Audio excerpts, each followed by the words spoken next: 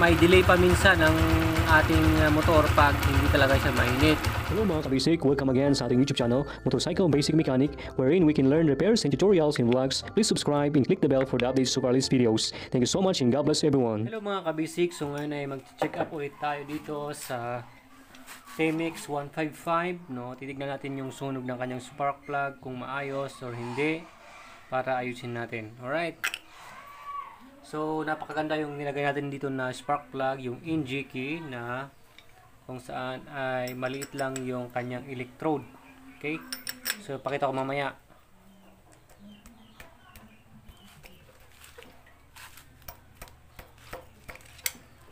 Pita.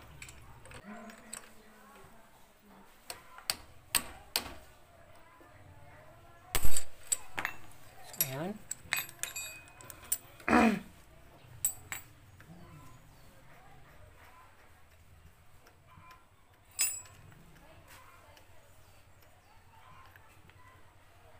Ayun, oh. Wow, ganda. Ganda yung kanyang sunog, as you can see.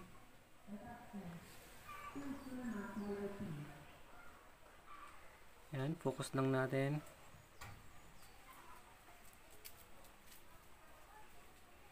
Light brown po siya mga kabisik. Yan. Okay. Ganda. Light brown, light 3. Yan. So far, good yung kanyang reading. Magdagdag lang tayo kasi light brown siya. Though okay na siya. Dagdagan lang natin ng konting-konti lang. Okay. Yan. Kita naman, di ba mga kabasic? Good yan. Alright. Ganda pa yung nilagay natin noon na kanyang spark plug cap, oh. Original. NG key. So LD 05FR, so 5,000 ohms kanyang resistor reading. Okay, yan. Dagdag lang tayo ng konti dito sa kanyang screw. Yan sa baba. Dagdag lang natin ng konting-konti lang, 1/4 lang. Ayan. Okay. So, maayos yung ating reading. Walang problema. Start natin.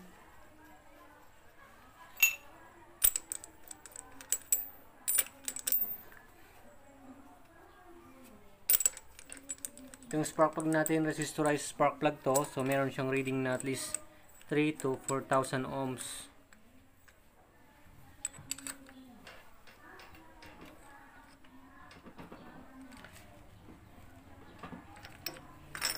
Yan. Start natin kung hindi siya hard starting yung ating motor.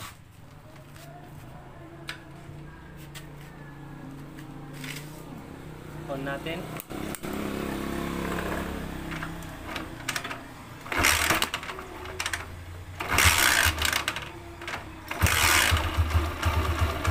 Yan, oh. So kung madali lang mga kabisik,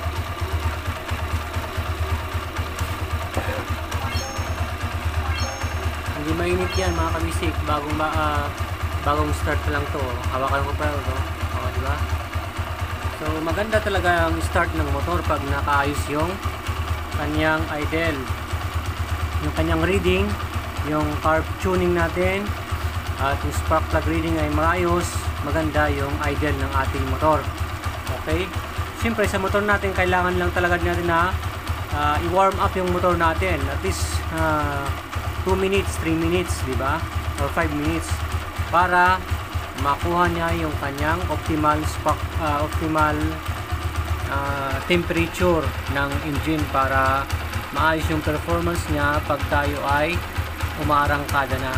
Huwag mo siyang pag start mo tapos punta ka agad, no? Ikaw ay babanatan mo agad. Hindi po maganda yun mga kabisik kasi hindi pa niya nakuha yung temperature na kailangan ng motor, especially sa ating combustion chamber. Malamig pa doon, no?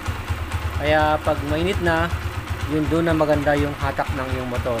Okay? So minsan check din natin yung singaw minsan dito.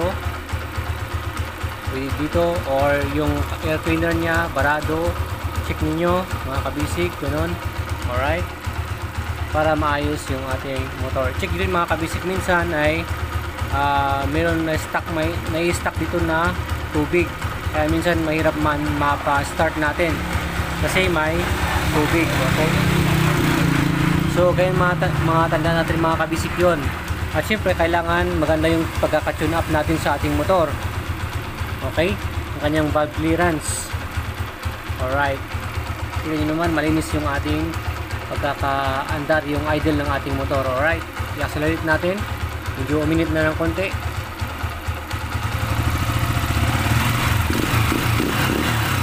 Diba? Maayos. Pag ganun, pag may delay pa minsan ng ating motor pag hindi talaga siya mainit. Yung parang nahagok siya. Kasi importante ay walang tubig dito. Okay? Yan. Lakas pa ng ating Honda. Alright. Yun lang mga kabisik.